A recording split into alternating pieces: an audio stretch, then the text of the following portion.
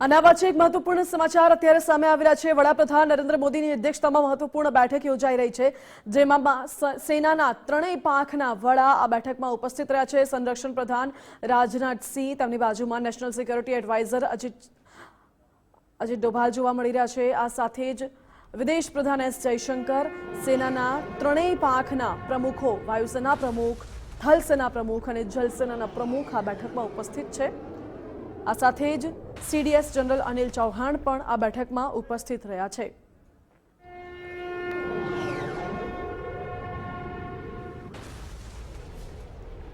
હાલ તો ભારત અને પાકિસ્તાન વચ્ચે સીઝ ફાયર અમલી છે અને સીઝ ફાયર બાદની સ્થિતિ અંગે આ બેઠકમાં સમીક્ષા કરવામાં આવી રહી છે। અને દ્રશ્યોથી સ્પષ્ટ થાય છે કે વડાપ્રધાન નરેન્દ્ર મોદી સેના પાસેથી, સીડીએસ પાસેથી તમામ માહિતી વિગતવાર મેળવી રહ્યા છે। મારી સાથે વધુ જાણકારી સાથે જોડાઈ ગયા છે સંવાદદાતા વિજય દેસાઈ। વિજય, અત્યારે જે દ્રશ્યો સામે આવી રહ્યા છે, વડાપ્રધાનની અધ્યક્ષતામાં આ બેઠક ખૂબ મહત્વપૂર્ણ યોજાઈ રહી છે, શું છે અપડેટ્સ?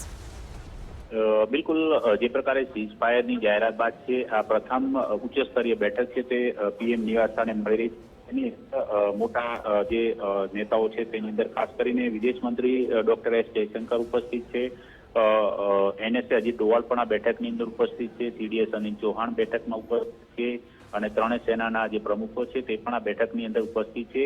આ બેઠકની અંદર સીઝ ફાયર બાદની સ્થિતિની જે સમીક્ષા કરવામાં આવી છે।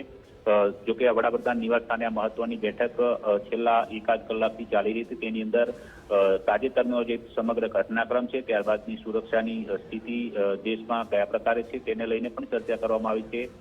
ઉલ્લેખનીય છે કે ગઈકાલે જે પ્રકારે ભારત અને પાકિસ્તાન વચ્ચે સીઝ ફાયર અંગેની જે સમજૂતી થઈ હતી, જોકે બાદમાં પાકિસ્તાને તેની ભંગ પણ કર્યો હતો, જે અંગે વિદેશ મંત્રાલયે જવાબ પણ આપ્યો હતો કે પાકિસ્તાન સીઝ ફાયરની જે સમજૂતી છે તેનો ઘોર ઉલ્લંઘન પણ કરી રહ્યો છે। જોકે ત્યારબાદ મોડી રાતથી પશ્ચિમની સરહદો છે જે તમામ રાજ્યો પર તેના પર સ્થિતિ એકદમ શાંત છે। કોઈ પણ પ્રકારની કોઈ અવળચંડાઈ પાકિસ્તાને નથી કરી, એટલે કે હાલમાં સમગ્ર સરહદ પર સ્થિતિ એકદમ શાંત માહોલમાં છે તે પ્રકારના અહેવાલ સમગ્ર બોર્ડર વિસ્તારમાંથી મળી રહ્યા છે। સ્થિતિની અંદર હવે આગામી પગલાં જે ભારત સરકારે જે આતંકવાદ વિરુદ્ધની લડાઈમાં જે લીધેલા છે, ઓપરેશન સિંદૂર જે ચલાવ્યું હતું, ત્યારબાદની જે સ્થિતિ થઈ એ સમગ્ર મુદ્દાઓને આવરી લઈને અત્યારે આ સમીક્ષા બેઠક થઈ છે, જેની અંદર વિદેશ મંત્રીની સાથે એનએસએ અને ઉપરાંત ત્રણેય સેના પ્રમુખની સાથે સીડીએસ પણ બેઠકમાં ઉપસ્થિત છે।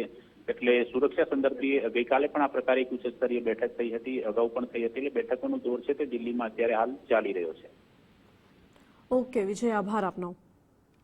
એટલે હાલમાં બેઠકોનો દોર ચાલી રહ્યો છે અને આ બેઠક મહત્વપૂર્ણ એટલા માટે પણ છે કે ભારત પાકિસ્તાનમાં સીઝ ફાયર બાદ વડાપ્રધાન નરેન્દ્ર મોદી સમીક્ષા કરી રહ્યા છે। આ બેઠકમાં નેશનલ સિક્યોરિટી એડવાઇઝર, વિદેશ મંત્રી, સંરક્ષણ પ્રધાન, આ સાથે સેનાના ત્રણેય પાંખના વડા બેઠકમાં રહ્યા ઉપસ્થિત।